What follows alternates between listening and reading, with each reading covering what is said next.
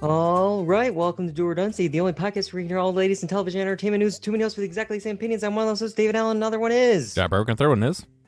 Kyle Bridger, I would say that I am the Frank to John's Charlie to Dave's Rickety Cricket. Oh, come on. I couldn't at least been the 5-star man, Dennis. I could have been fat or skinny or muscular Mac. Yep. No. Oh man.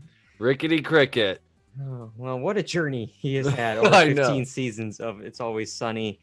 No, your podcast player wasn't playing anything fast there. We have so much to get to. This show is jam-packed. We're squeezing a lot in. We have a lot to do tonight, so we should get right to it. John, what's this first segment? In and out points. In, order out. In, order out. In, out.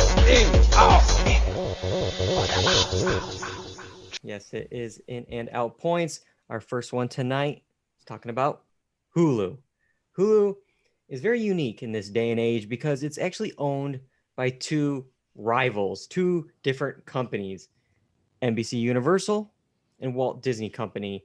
NBC Universal owns a third of Hulu, while Disney owns the rest. It used to be split up a bit more, but because of that Fox merger, they took over Fox portion. So yeah, 1/3 NBC Universal, 2/3 Disney pretty much.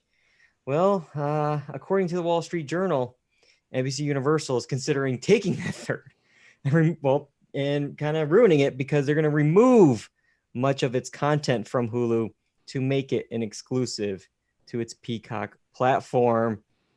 Surprised, Kyle? No, not at all. I'm disappointed though, because I do like Hulu. So, I wonder what happens to some of the content that's on there.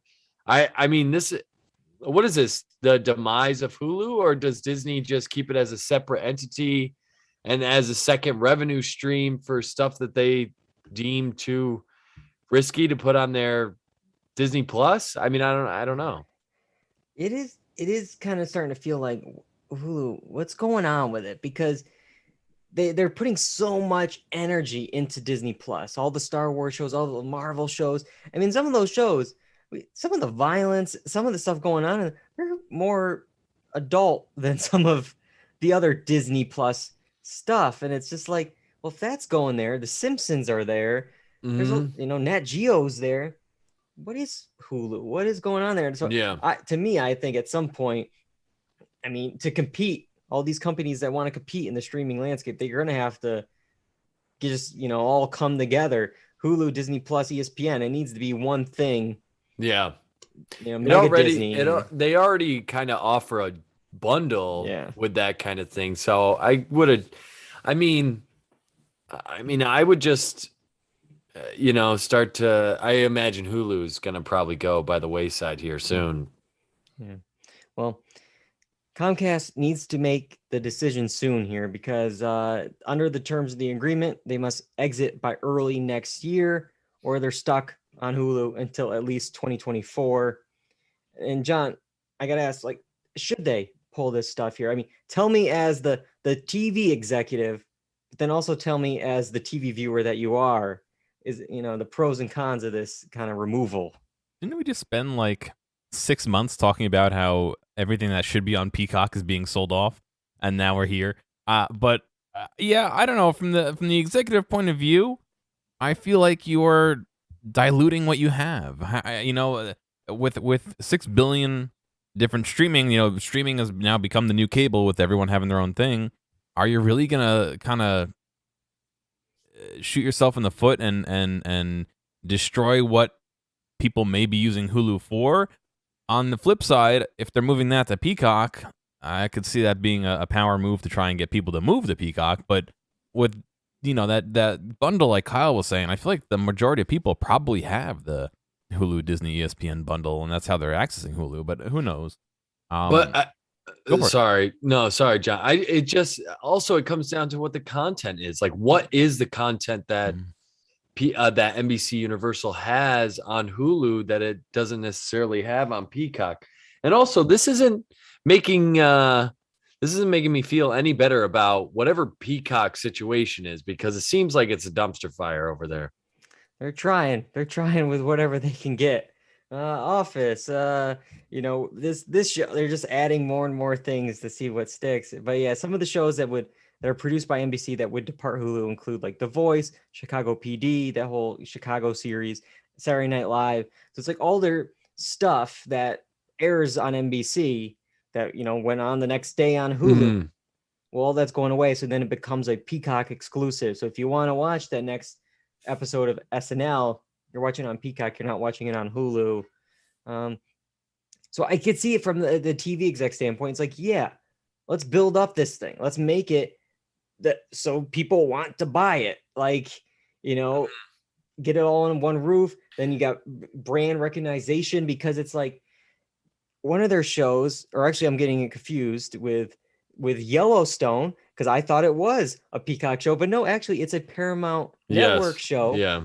So it should be on Paramount Plus, but it's being sold to Peacock. It's like people are getting confused of where to find things. Oh my God, man. What a nightmare. But also, what happens to Hulu exclusives like Handmaid's Tale or the Only Murders series and stuff like that? Those are good questions. It depends maybe on, I don't know for sure on what the deals are, but maybe whatever the production company was that makes it, because I'm sure, I don't know if the production company is Sony or if it's Lionsgate or something, they may own the rights to it. Yeah, So they ship could- it wherever. Yeah. But this is not the only thing that Hulu may be losing. They are also losing on Hulu. In regards to FX on Hulu, it'll just be FX now. So all the FX programming, see if you guys can follow this. All the FX programming will be on Hulu, but will no longer be FX on Hulu. So you'll find it on Hulu, the FX shows. They just won't be called FX on Hulu. They're just FX, but they're available on Hulu. This Got is it? so convoluted. Does this solve our previous problem of not knowing where to watch things?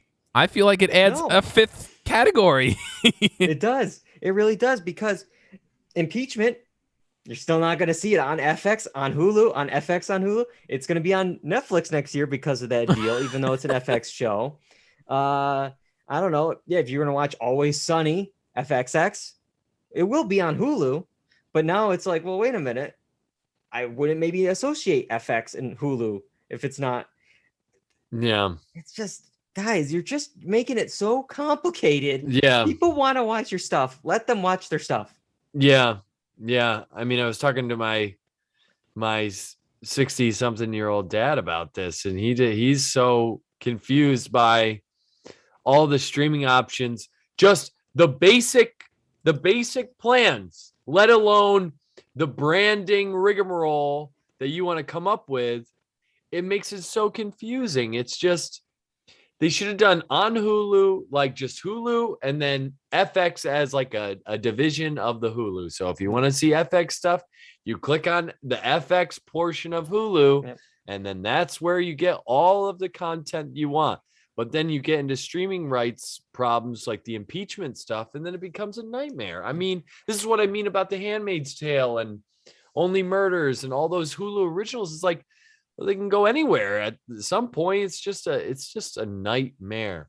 And it's not like the company didn't have this already built for Disney Plus, because if you go to Disney Plus, Marvel, Star Wars, Nat Geo, it's like you click those things. Yeah. That's Hulu should have been FX, Hulu Originals. This. It's just Yeah. like, but Well, yeah. I mean, you would think something like that would be so simple, but then you go on Amazon Prime. Oh my and it's God. just like, I have that. we don't have 2 hours Yeah. to discuss Amazon Prime. Are they doing it purposely to get you to purchase something that you don't necessarily need, because they mix in all of the stuff you have to rent and pay along with the Prime? It seems like a bait and switch kind of situation. Yeah. Oh, I want to watch The Americans. Well, obviously, the top result's going to be The Americans season 4. Then it's going to be An American Flag. And then it's going to be season 2. Then it's going to be just get out of here. Well, we talked about Peacock, and I believe Peacock aired the sequel this year to The Boss Baby Family Business. It was a day and date release with theaters. While the original is currently not streaming anywhere, there is going to be a little bit of an event involving the Boss Baby. 2 PhD students from the University of Kentucky in Fordham are going to host the first annual Boss Baby Symposium on January 3rd. This philosophy symposium hopes to bring philosophical and interdisciplinary voices and dialogue about the 2017 film Boss Baby, which of course stars Alec Baldwin as an animated, enterprising infant aiming for the corner office at Baby Corp. All right. Should we go to this symposium January 3rd? What's your schedule looking like, guys? I haven't No. seen the movies yet. Sorry, I Yeah. can't go. We can watch Yeah. it on the plane. That's okay. But what is this supposed to be? The philosophy of Boss Baby? Yeah, because Why? quote, Why? this Who's asking for conference, this? the first of its kind, represents a rigorous attempt to respond to the question, why are we so fascinated by this film? We rise to the unlikely interpretive challenge posed by the Boss Baby with the academic rigor and precision expected of a conference, but welcome voices from all academic backgrounds. Why? Who's asking for it? Seems like a way to just gather people in an area and then drink that night and call this The call Boss this a Baby thing to meet with your Symposium. colleagues. Yeah. Why? Why Who's the Boss asking Baby? for this? I could see maybe B movie. There's a lot of questions with B movie. Why this B, that's a improv comic falling in love with a human, having a relationship. How's that work? What's that mean? Uh-huh. That whole deal with the honey being stolen. Okay, I could see that. But the Boss Baby, is there something here that we just are not seeing? I think that's why we need to attend this conference, because there's something we're just not getting, guys. We're just not following. Yeah. Is it because babies are supposed to be cute and this is the opposite of cute? And so we are Mm. This baby enamored by is that? smart. It's an entrepreneur. It's Yeah. just baby. Why can't we get one of Baby Geniuses? Remember those films back in the yeah. day? Is that the original Boss Baby? And then, but I think I don't know. I think I prefer to remain ignorant on this one. I'll let you guys. You guys let me know. well, how about this? The event on the website is supposedly listed its location as Las Vegas. Does that entice anyone now? Of course. This is what I said. It's an excuse to get together with colleagues from around the country. Philosophy dudes and just drink in Vegas. But even though it says that, if you keep reading, it will then be held virtually. And supposedly the Las Vegas reference is a in-joke with the real Boss Baby movie. Like there's some, I guess if you're a Boss Baby fanatic, you'll get, Las Vegas. I see what they did there. These guys, no, I hate everything about this. Light this virtual event on fire. This thing stinks. January 3rd. I don't know. I think is that a Tuesday? We could do that and then do a pod recapping it right after. I don't know. Yeah. I don't Yeah. Exactly what I want to do. know. All right. Starting Boss 2022 off with a great start. Boss Baby. One last in and out point, and I'm glad we're going to end this year with this in and out point. Jeff Daniels was recently on The Late Show with Stephen Colbert, and he told a story about meeting Clint Eastwood for the very first time. He was at the Pebble Beach Pan Am golf tournament, and in the breakfast tent, Clint Eastwood comes walking across the tent right to Jeff Daniels, right up to him, and all he says is, quote, "I saw Dumb and Dumber. The toilet scene, that happened to me." Apparently, he then laughed and immediately walked away. Well, I mean, there's a reason the scene's funny, I guess. We all remember the scene from Dumb and Dumber. Obviously, the very violent attack that Jeff Daniels goes through in the non-working toilet of the building. Oh my God. But can we break this down for a minute, please? I have a lot of questions. Clint Eastwood had to let him know, dude. Had to come right up to him. Why No- does he have no to let him filter. know? Why does he have to let him know? He's got to let him know. He appreciated Well, They're meeting somebody for the very first time. The very first time you're Yeah. meeting somebody, and the very first line that you say is, "Hey, remember that movie you did where you had violent diarrhea? Hey, that happened to me too." You gotta find something that's Yeah. relatable. An icebreaker. Yes, so that you can be a personable person and leave an impression. Perfect. But it's just wild that he broke the ice, but then immediately leaves. He doesn't keep chatting. It's just like, all right, I had to tell you. Hey, Hey, now man. I'll never talk to you again. We're talking about a dude that spoke to an empty stool. Remember that? Yeah. Yep. So I think it makes sense. Mm. And in fact, I wish I could do this with everyone. Just say some random fact and just walk away into the night. Yeah. I remember now, like- one time there was two this was like, I don't know, when I was, maybe it was college, an internship in New York City. These two I don't know, young women came up to me and was like, "Hey, you look like our cousin." And I remember just saying, "Maybe I am." And I just walked away. You just leave them wanting more. They could have been my cousin. I don't know. Yeah, We'll never they could know. be. Wait for the But family reunion. Here's the thing: Clint Eastwood is so like a magnet in the industry, like so well known. Everyone loves his old timey movies. That could you imagine if Clint Eastwood was like a hero of his, how like wild that would be. Just him coming up being like, "Oh yeah, that crapper scene, been there, buddy." Yeah, I'm just wondering now if like there's a good relationship between the two anymore, because will Eastwood be okay with this being broadcasted on national television? Was this supposed to be a secret between Jeff Daniels and Clint Eastwood? Now everyone knows Clint Eastwood had this moment happen to him. And then I wonder, I don't want to get too in the details here. It's pretty gross, but like, what part of this was it the exact story? Was it just the normal bathroom issue he had? Or was it, no, he actually went to the bathroom in a non-working toilet, maybe on set, maybe something happened with that. Oh no. Was it both? Dude, all the above? Oh my God. Either way, I need more details, Jeff. It's all a nightmare, man. That is nightmarish. But how would you like to be Jeff Daniels, where you're trying to be taken as a serious actor and you get a award-winning director coming up being like, "Yeah, that scene where you're taking a dump. Yeah, been there, man." But hey, I mean, it's all relatable. I guess it works. It all works. All right. I don't have anything else for Clint Eastwood on this one. It sounds like a plot from our next show. It's Always Sunny in Philadelphia. In order to talk about it, we have to go back. So, guys, send us back. We're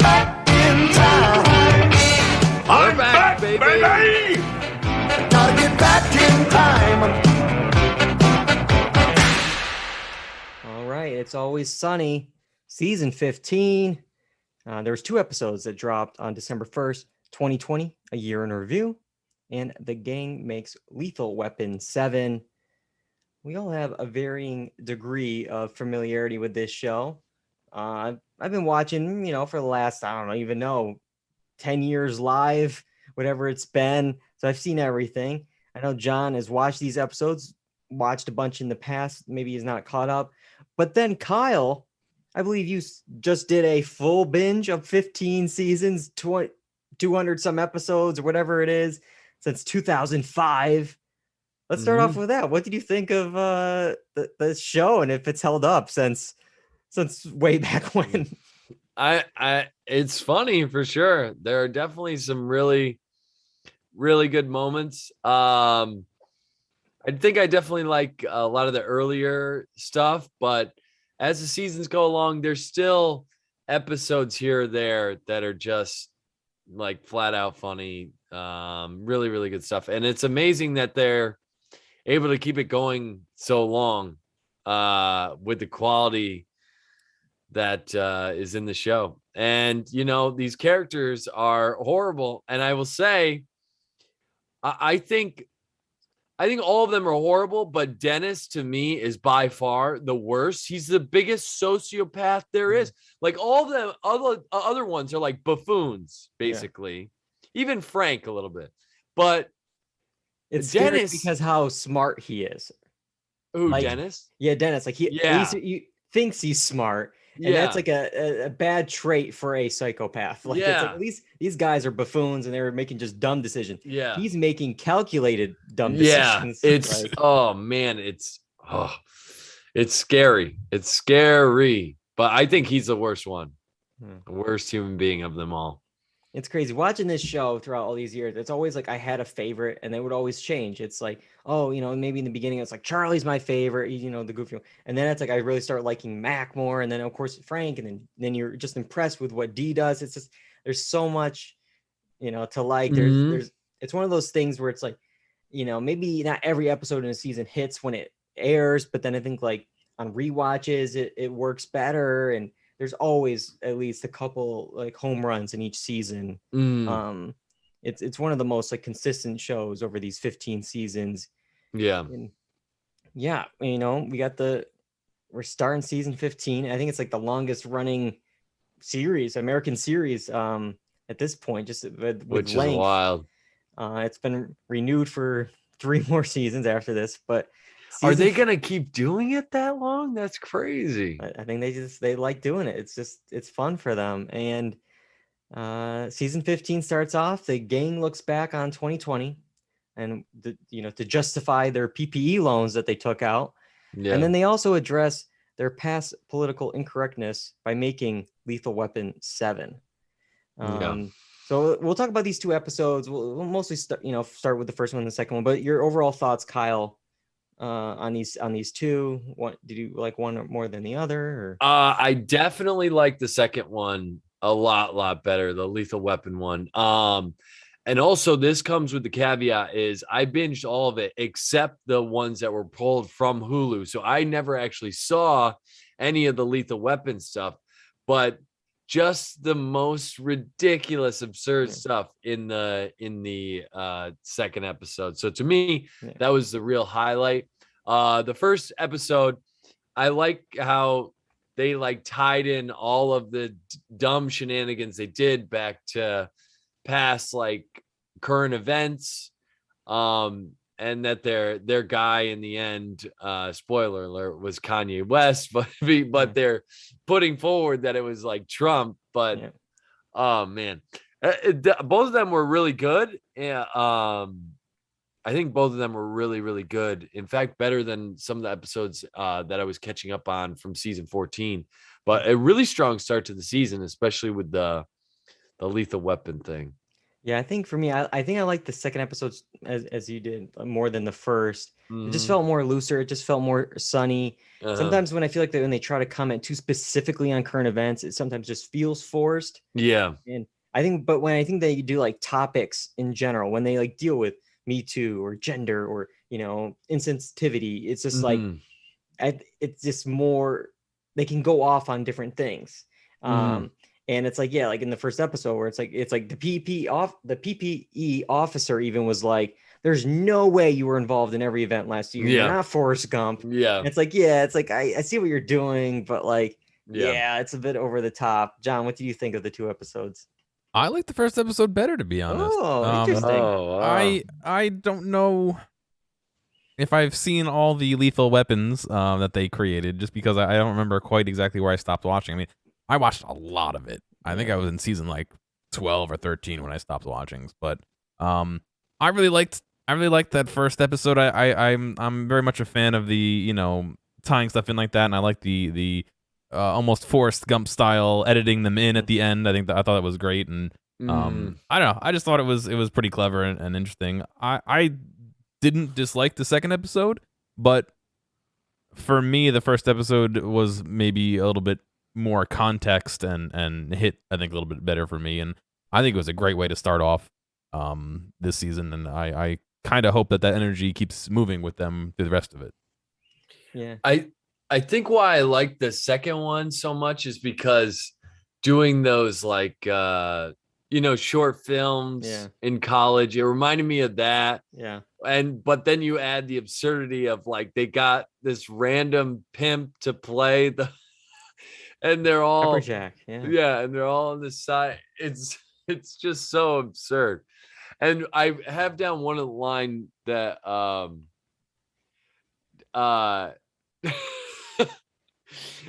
Charlie says, Danny DeVito's like, oh, I should be getting banged in this scene. And as I'm like saying getting banged, and Charlie's like, yeah, we got to do it. It's like a continuity thing. And it's like, no, that's No. just because you're saying you're banging someone doesn't mean that you should be doing it as well. It's just so absurd.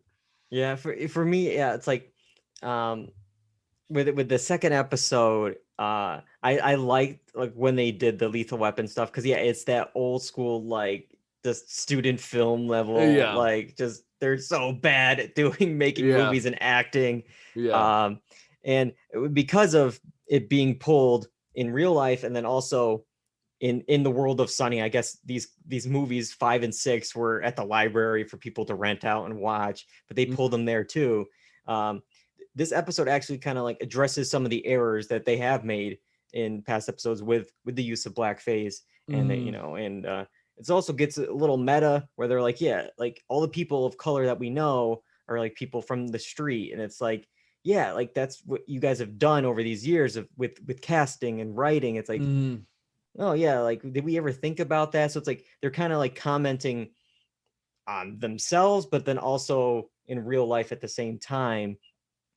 I will say though, I thought the green screen, I wasn't as a fan of like the actual shooting of this Lethal Weapon as much as the other ones. I liked in the old ones, it just felt so like homemade, and like they were like they would have gone to a real outdoor park instead. And here we did. I don't know if it was a COVID protocol and like you know, real life shooting that they wanted to keep it in the bar and keep it contained or whatever it is, but it almost just like looked too professional, even though it was shoddy green screen.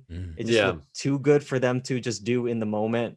But yeah, them and I guess- recasting all the roles. yeah, I will say my other nitpick with this is they always do such a good job with the cold open leading to the title card. The joke of like, oh, we can't do this, and then all of a sudden cut to the title card and it says that what they're going to do. And here it's like, you know, they're talking, oh, you know, we got to do this, we got to do. It's clear what we got to do now. They should have cut to it right there instead of like not after Charlie then goes, yeah, we need to make Lethal Weapon 7. Yeah. I think we should make it. Gang, it's like, no, you don't need, like, it's the idea is just like that's like the punchline of the joke. Yeah. Not the, but Yeah, I get you. yeah, and then I'd say with episode 1, to jump back to that, it took me a little bit to like get to what they were doing. It took me to like the second story where I'm like, okay, every story is going to be them, you know, influence, whether it's Mac and Dennis may have delayed the election vote. Frank did some kind of underground hair dye business that gave Rudy his infamous dye job. And then Charlie and Dee, they start to make masks, not the Halloween mask, Charlie, the PPE mask. And well, it turns out they were also making costumes for a certain event in January. Oh my god, including for the infamous shaman there. Whatever. But yeah, so yeah, it was I liked how it's like, okay, it was like they got through all that. They commented on 2020. We got through COVID. Hopefully we don't have to really touch on that again. Yeah, move forward and just keep going with the season, because there's some good titles. At least I looked up what the titles are of the season. There's only 8 episodes this season. Oh wow. But the titles to come include The Gang Goes to Ireland and The Gang Replaces D with a Monkey. So that sounds good to me. I'm in. Jeez, man. We'll see what happens. But it's wild. I mean, it's just like, you know, anybody getting older as it's happening. I mean, I was watching the seasons and I just saw like an earlier clip from like season 1 or 2, and holy man, they have aged quite a bit. It is 2005. It's a long time ago. It's wild. Dennis specifically, I noticed very much his hair starting to get kind of gray, and his skin's starting to wrinkle a little bit. Yeah. Having not watched it, 5-star man. Having not watched it in not years, even begun to peak yet. Yeah, but he's 26. Yeah. Didn't he say that in this episode think or so, something like that? yeah. Yeah. The amount of alcohol that they've done over these years I would know. only like just kill them at this point. Like, I'm surprised I they're even know. alive. But all right, I think we're all gonna keep watching or at least check in with the season. Yeah, I'm always down for Sunny. So Just one last thing I want to say, Yeah. and I'm just curious if they wrote it in later because it didn't feel like it from the start, but writing in Mac being gay, like Mm. from the start, it doesn't feel that way. I don't know. I don't know if I missed some things, but then I know that they kind of hint at it in a few later seasons as they start to ramp up that storyline. But in the beginning, I didn't Yeah. get that sense. But I don't know if it was just I missed. No, yeah, I mean, I think in the beginning it probably wasn't on their mind in 2005. I don't think I don't think any of the three had any master plan outside of the one season that they were somehow lucky Yeah. enough to make. And then, but I think just over time they just saw this avenue and they went down it. But Oh. yeah. All right. So what we're gonna do now is gonna be kind of interesting. Been a lot of movies that have come out in the last month or so. It's kind of that awards movie season. We've all seen a bunch. Some of us together, some of us separately. We're gonna kind of run through them real quick, do these mini reviews of some of these movies to give you a little taste of what's out and what you could watch. I want to start off with House of Gucci. November 24th. It's currently number 3 at the box office. Directed by Ridley Scott, based off the 2001 book, The House of Gucci, a sensational story of murder, madness, glamour, and greed. The film follows Patricia, who's played by Lady Gaga, who marries into the Gucci family that owns, of course, the iconic Italian fashion brand. So I saw this one. I will say, we talked about it in the coming attractions. We were waiting for the over the top, the goofiness, and it wasn't as goofy and over the top as I expected from the trailer. I was expecting like this Wolf of Wall Street, like broad comedy. There's definitely dramatic elements into this. Don't get me wrong. There's still plenty of people. Jared Leto, that is just he's out of this world, out of the top. He really reminded me. I got a picture here. He reminded me, like, if he was going for this, maybe A+ work of the character from I Think You Should Leave, the no good car ideas, the look, the accent, everything was matching perfectly with that. So it's one of those performances you're going to either love it, and you're going to be like, For me, I just never fully did not see Jared Leto doing a bit. Other people may disagree, but just for me, I just only saw that. And yeah, So it just seemed like a bit to you. It didn't the feel Jared Leto authentic. thing. To me, yeah, it didn't fully work. Some other people I saw with it worked for them, and then others also were like, nope, didn't work for me. So take it or leave it on Leto's performance. But yeah, and then there's a bit of the stereotypes, especially when it comes to like the soundtrack. For me, it was a bit too on the nose of like, here are the songs, of course, from an Italian movie. Check, and it was just like, think of a song that you would think would be in this movie. It's in this movie. I'm sure that's in the movie. I didn't remember. Like right? that's Amore and stuff. Yeah, I'm sure. Like those are in this movie. And then one last thing I'll say, I guess con wise, but this is kind of pro and con. It's like weirdly paced. For me, it's long. It's over 2.5 hours. But then there was points where every movie now. That's true. But then also felt weirdly rushed at the end. I don't know if I can spoil something. I don't know. It doesn't matter to me. It's a real life event, and I will say it on podcast. You can skip ahead if you want. A second. Do you guys know what happens to a character in the film? Adam Driver's character. No idea. Well, unplug your headphones for a second if you don't want to know. No, it's fine. It's in the title of the book, Murder, and they set up this whole thing with him killing off his character. But then it was just like, boom, done. And then it's like, okay, here's the sentencing at the trial, the end. And it's just like, well, wait a minute. Why do we yada this? I want this. This is the part of the movie I wanted to see. How did they find out it was them? how did the trial go? How was the media backlash? Like, I wanted that part. Maybe that's the House of Gucci too, or, whatever. But I will say there's still a lot to like. Well, maybe Leto was doing too much, at least for me, and maybe Driver was dialing it back because he knew he had to compete with Leto and he had to balance him out. I felt Gaga was actually pretty good. Sure, her accent was still a bit out there, a little Russian, Transylvanian. I don't know. But at the very least, I didn't really see Gaga at points. Like all the other characters, I kind of saw. Oh, there's Am Driver with a wig. There's Jared Leto doing a voice. Gaga formed a character that I went along with her, and delightful surprise, Al Pacino. I also thought he was pretty good in this too. So, was it campy at all? There's definitely levels of camp in here. I listened to this one podcast after I watched it, and it's funny because they were like, yeah, I think the film is in on the joke. And I'm like, I don't know if the film is. I think the actors are in on it. I think they know it's over the top. But I don't know if the film does. I'd be surprised if Ridley Scott does after what we've talked about in the last few weeks, if he's really in on the joke. But maybe. To me, it's, yeah, like there's definitely some fun moments in it, but there is more dramatic moments than I think you would think from the trailer, if that makes sense. Yeah. But all right, cool. Is it worth checking out? Yeah, I would think so. Maybe, I don't know if you have to rush out and see. Okay. You can probably wait on this one. All right. That's good to know. All right.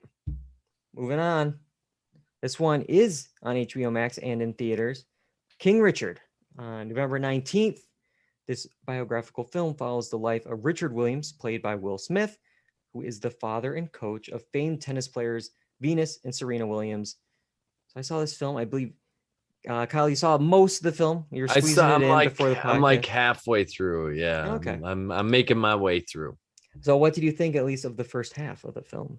I think I was interested. I mean, I don't think this is a heartwarming film. I think this dad is a psychopath. But I mean, they got to where they needed to be in life. But I don't think that this is like a homage to proud parenting. Maybe. I mean, I wouldn't parent in this way. He got his daughters where they needed to be. Who am I? Right. But overall, I think it's good. It's interesting, but I think it's hitting all of the sports biographical points. If I'm, No, I'm with you. The story is you can't go wrong with the story. It's inspirational. It's powerful. Yeah, we know the outcome. Like, it's two of the greatest athletes of all time. So he did something right. But yeah, it's interesting because while it is like a biofilm of him, and a lot of times with these films, it's like, it's this guy can do no wrong, positive. And this film, there's points where we see the real side of him and maybe some of the mistakes he made with parenting and stuff like that. It is not a, black and white thing. It's gray. You get all sides of this person, but it does feel kind of formulaic with the biopic Oscar sports movie. I mean, it hits all the beats you think it's going to, that it needed to. And it's interesting because you haven't made it to this part yet, but for me, it started to feel a little disjointed towards the end of like who the subject of the film is. Obviously, King Richard, that's the film. I mean, it's the main title. It's Will Smith. But in the last act, it felt almost like, okay, we're going to tell Venus's story now.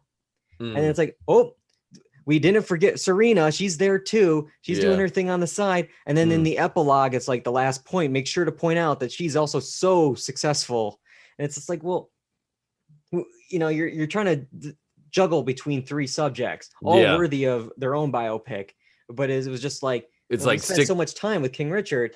And now it's like, we got to tell Venus's, triumph and stuff like that. Well, because the problem is Richard is no one without the two daughters that he made successful. So it's like, you got to bring up those two things. But yeah, I get what you mean, because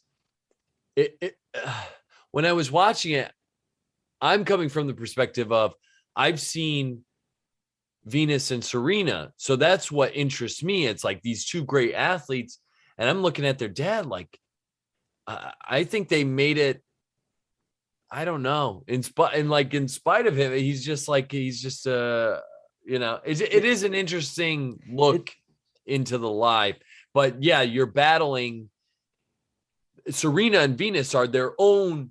We have our own image of who they are in our head, and now you're fitting this third guy into it, who the movie's supposed to be about. Yeah, it's just difficult. Yeah, and it's it's wild because like even though he's right and he got everything to work out, there was so many points where I'm yelling at the screen, accept the deal, just accept the deal. Yeah. It's like, he was playing so fast and loose, and it's like at any point this thing could have easily, the rug could have been pulled out. Yeah. And it's like, nope. And we never hear from them again. But it was just like, no, he's like, I know, it's going to be fine. It's going to work out. And it's like, well, yeah, 20, 30 years later, when we're reflecting on this, when we know the outcome, but in the moment you didn't know. Yeah. But yeah. God forbid one of them like snaps an Achilles tendon or something. Yeah. Wow. But all right, King Richard, HBO Max. I take it you're gonna probably finish it at some point. Yeah. I'm it's interesting. I think it's well done. It's well made. All right, you got a film that's also available at home, Kyle, on Netflix, November 12th. Tick Tick Boom. It's the feature directorial debut from Lin-Manuel Miranda. He directs the biographical musical film based on the stage musical of the same name. Stars Andrew Garfield as Jonathan Larson, a promising young theater composer living in New York City. What are your thoughts on the film? So, this isn't something I would normally watch, and I watched it because my girlfriend is into like theater and stuff like that, so I figured she would like this as well. But I was actually initially confused with the film because I didn't know that this was a show that Jonathan Larson had written. I just thought it was kind of a telling Jonathan Larson's story, but now it all makes sense. Like this is a play or a musical that he wrote about his life and going through it, and this is a making of that. So it was really interesting, eye-opening. So I learned a lot about Jonathan Larson and the genius that he was, and some very emotional moments. I think Andrew Garfield is really, really good. Vanessa Hudgens is really, really good. The performances are fantastic, and I think that's what sells this show or this movie, because it's just some of the stuff is so impactful and powerful that you can't look away, and some emotional moments that really, really make the movie. There are, however, some moments where it gets like overly saccharine, like sweet, but I don't know if that's so much the musical that's already been written or the movie made on it, if that makes sense. So I'm not sure does that make sense? Like if it's the origin story or if it's the way that it was kind of done. With that said, there are definitely moments where you're like, yes, this is Lin-Manuel Miranda. He definitely directed this, because there's like one or two numbers where it's like, okay, yeah, this is something that he would have done. And of course, he put himself in the movie as well as like a 2-line chef at the diner that Jonathan Larson works at. So please tell me, James Corden, he's far away from this, right? Yeah, I did not. Okay, there was not a James Corden sighting. Close call. He was actually just a GIF in the corner, like the old NBC and ABC logos, just in the corner of him thrusting just the whole time. It's like the new Wilhelm scream. But yeah. But overall, I really enjoyed this. It's not something I normally would have watched. And the performances are great. And I learned a lot about the guy, so I was into it. Yeah. Any award chances you think could this be a player? Probably some music stuff, maybe a performance, but I don't know. Andrew Garfield was really, really good, and I was really impressed with Vanessa Hudgens as well. Because Vanessa Hudgens, she gets this thing as like one of those like Disney stars or whatever with no talent, but like she was Brought it. legit. Yeah. All right. Well, Netflix has another awards film in contention this year. John saw this one, The Power of the Dog. Tell me about it, John. Sure. I knew nothing going into this. I didn't even know it was a Western. So, what I thought it was going to be is not at all what it was. That being said, it wasn't bad. The cinematography was great. I believe they did this in New Zealand, so you can kind of, if you know your geography and how things look, it doesn't quite look like Montana, but it's good enough for anybody who's, just a casual watcher. But they have a lot of scenery shots that really look nice, and all the set decoration was on point and looked really good. As for the story, it was a little strange. I don't want to spoil anything, but basically you have this main character and his brother who own a farm, and his brother ends up finding somebody and marrying them, and there's a son from a previous marriage, and that and the main guy kind of are at odds throughout the rest of the movie. I had seen a sponsored ad on Twitter that said what you missed about the ending of the movie, blah blah blah, and it was like literally just the ending of the movie. Like they spelt out what happened. It was like, did people not get what happened? So the very end and how it's all resolved is a little, I thought it was obvious. They kind of set it up the whole movie. There's certain points where they like, they for instance, they see a dead cow who's died of anthrax, and they're like, oh, don't go near it, it's got anthrax, we don't deal with that, and like stuff, and that all ties in at the end. But I don't know, I'm not sure how people wouldn't have gotten it.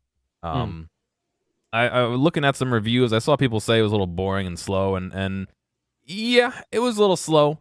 But it wasn't that slow that I think you have to worry about it, So yeah. Yeah, looking at the cast, I mean, it has a good Benedict Cumberbatch, Kirsten Dunst, Jesse Plemons. I always love him.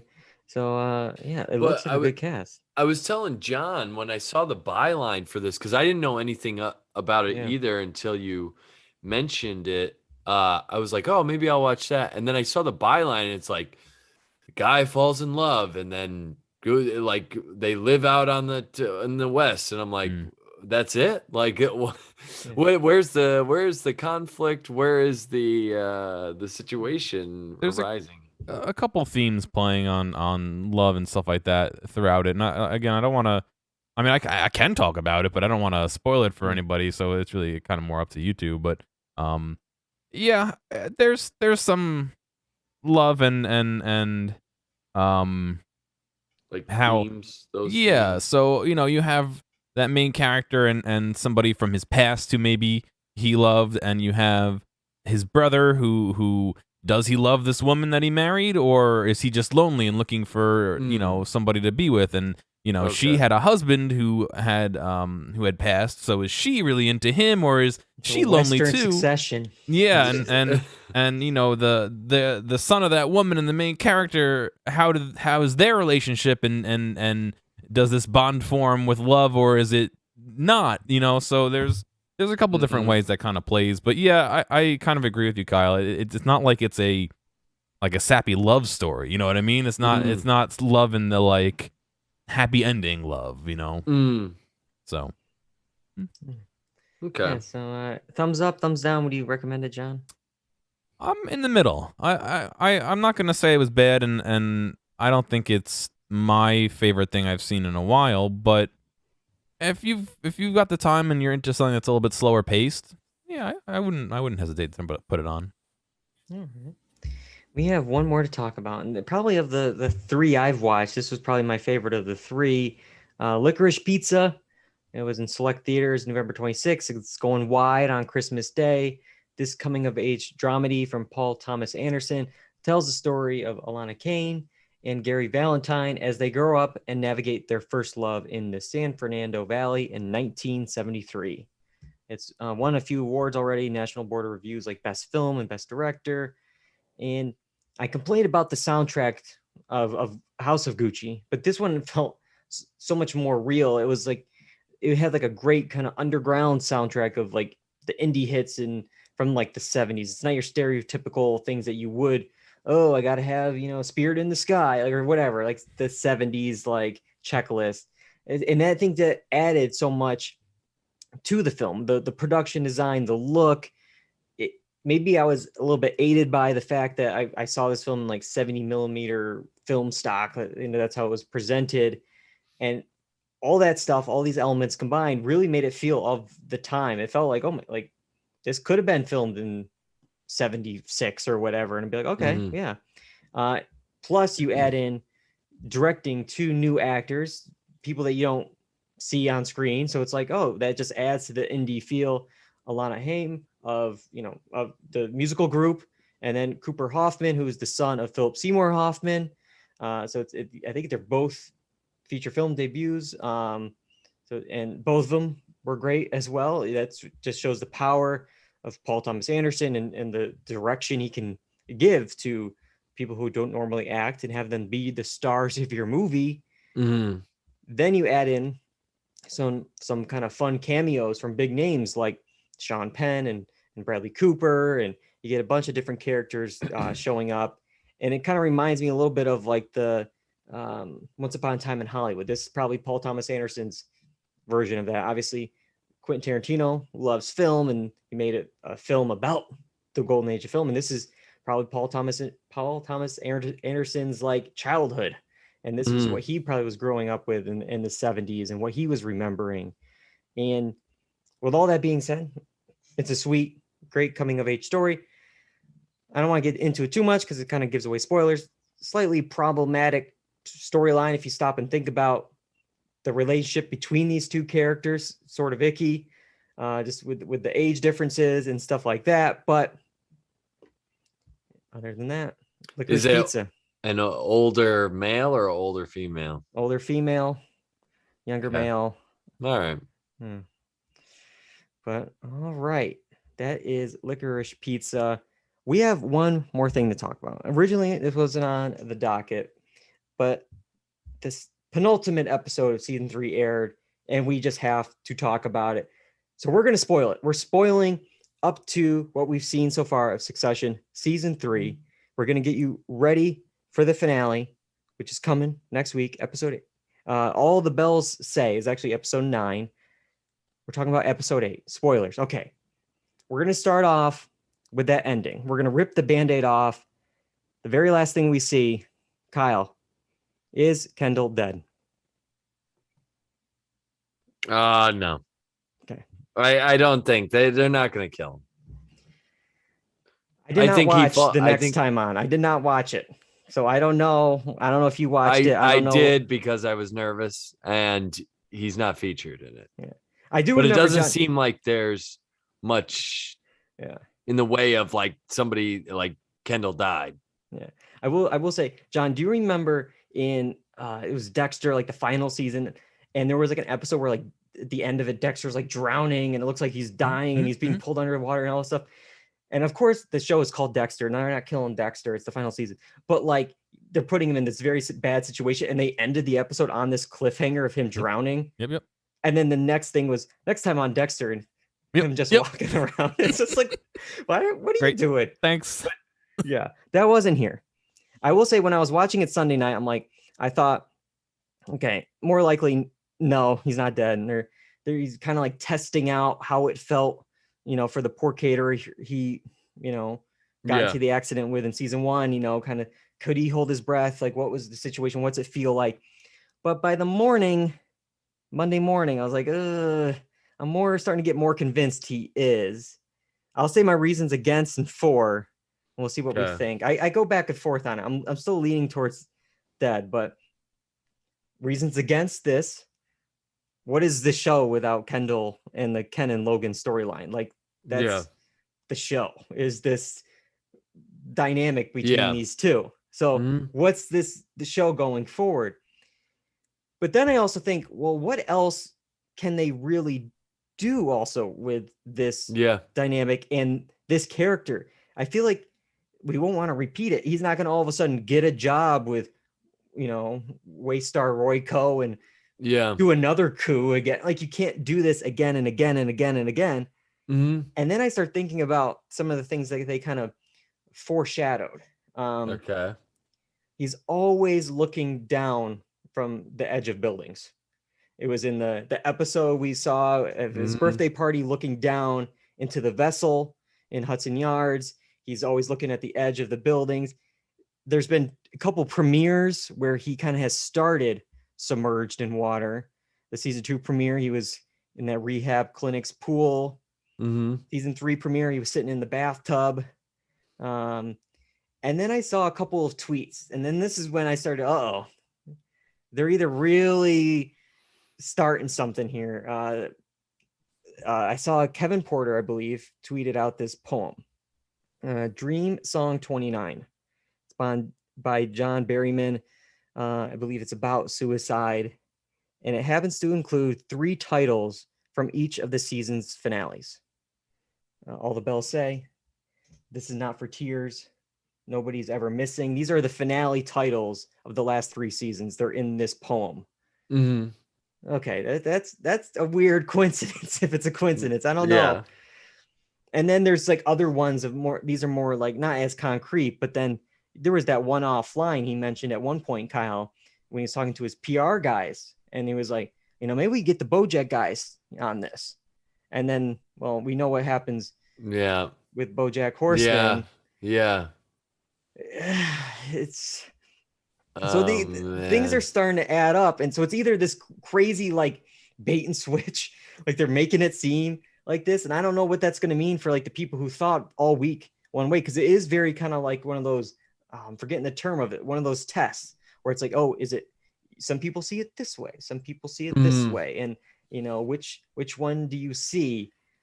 Yeah, I have a hard time feeling like they're going to kill him off because they also foreshadowed like the thing with the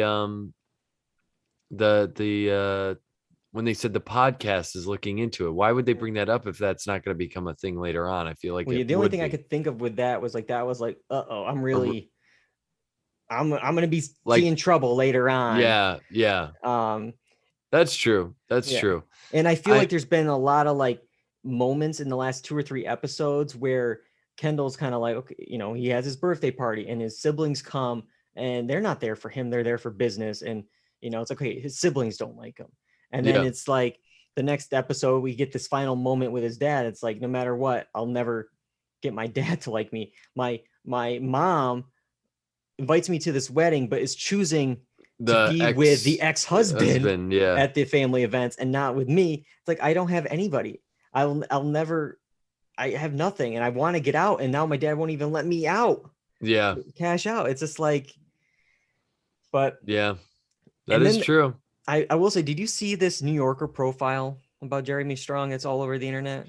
I saw that headline with the photo, but I haven't read it yet.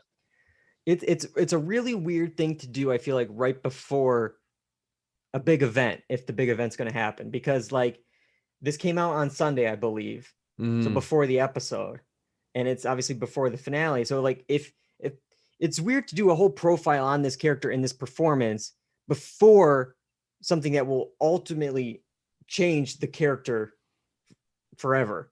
Yeah. They're not talking about this here, so it's like it's weird to not talk about that, like the timing. But then like some of the actors are pretty candid in the article of like, his process, and it's almost like it sounds like it's like stuff that I don't know if I would say if I'm expecting to work with somebody again on Monday morning. But so the reason I was like So thinking of like this, the wording that they use like makes it wording sound was like just he's not no longer going to be there.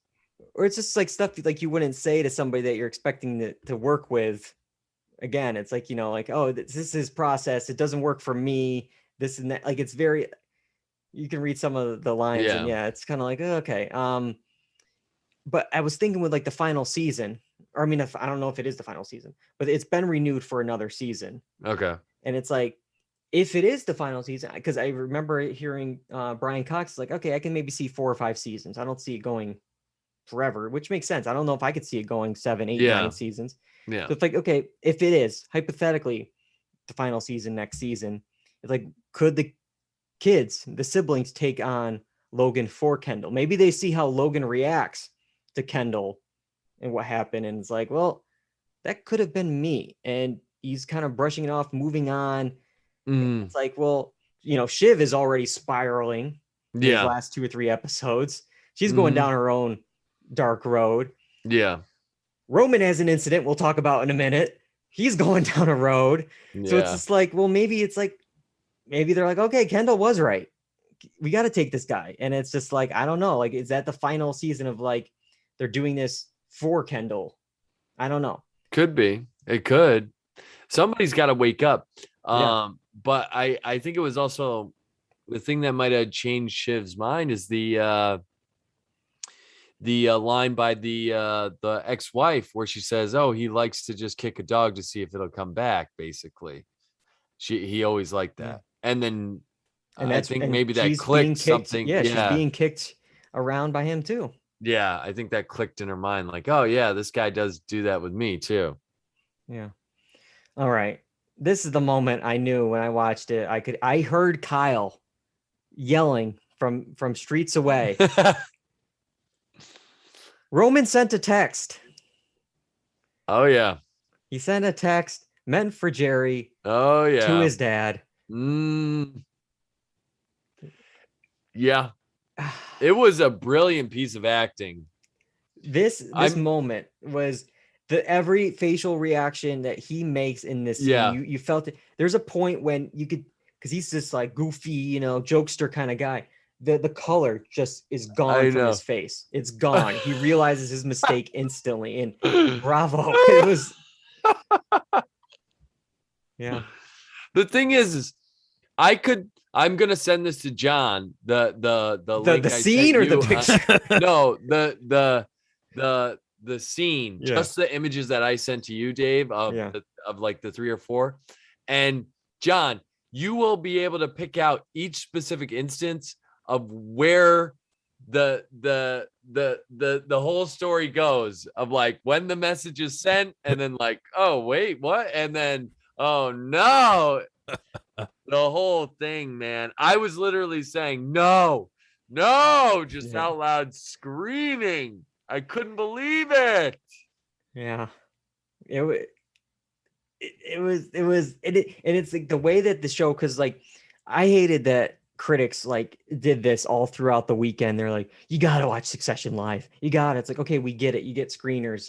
And Yeah. it sucks because when they do that, it builds it up, and the whole episode, I'm like, is this the moment? Is this the moment? Is Yeah. this the moment? And it's like, I was already gonna watch it. You didn't have, if a Succession fan, Yeah. you have to tell them you gotta watch this live for episode 7 of season 3. It's like they're already watching. Yeah. Let them enjoy it. Yeah. So I thought this was kind of like the moment in it, and it is definitely a huge moment. But you're so in this moment and preoccupied by this that immediately after we get the scene with Kendall in the pool, that Uh-huh. you're almost like you can't comprehend it. Because at first, when I'm first watching it, I'm like, oh, okay. And then like as the credits are rolling, I'm like, wait, was that supposed to be? And like you kind of, Yeah. it takes time to process because you're still reeling from this. Yeah, and I think that's why I said no to they're not killing off Kendall, because it does. You saying it right now, it was so abrupt that I'm like, no, they're not gonna do that. Like I just thought he was like, oh, maybe just it'll put a scare into him or something, but I don't know. Yeah. Well, we'll have to wait and see. A lot's gonna happen, I think, in this final episode. Hopefully, we don't have to wait another two years for season 4, whenever that is gonna be. But we'll see if we talk about it next week. I'm gonna try to squeeze something in, because another big show next week. It's our last one for 2021. It's our yearly wind down. We're gonna reveal your favorites in movies, television shows, and pop culture moments from the past year. And we still need your votes. If you haven't voted yet, you can find the Google Form survey to vote. Let us know so we have accurate data. So you can't be like, oh, how come that show didn't win? Well, this is your chance. Democratic process here. Twitter and Instagram, you can find the link. We'll post it in the show notes for this episode as well, at Do Redundancy. And you can find episodes of the podcast on YouTube, Apple Podcasts, Spotify, the blog, doredundancy.com. And of course, live Tuesday nights on Twitch, twitch.tv/doredundancy, 8 p.m. Eastern. Boy, do I have to thank you guys tonight. We covered so much. We watched and saw and talked about. Couldn't do it without you guys. Couldn't do it without John for directing the show, getting it up on Apple Podcasts. Thanks, guys. Sure. Yep. All right. Until next week, until our last one, I'm David Allen. I'm Jeff Berwick. And I'm Cobb Bridger. And that's all we got for Do Redundancy. Goodbye, everybody.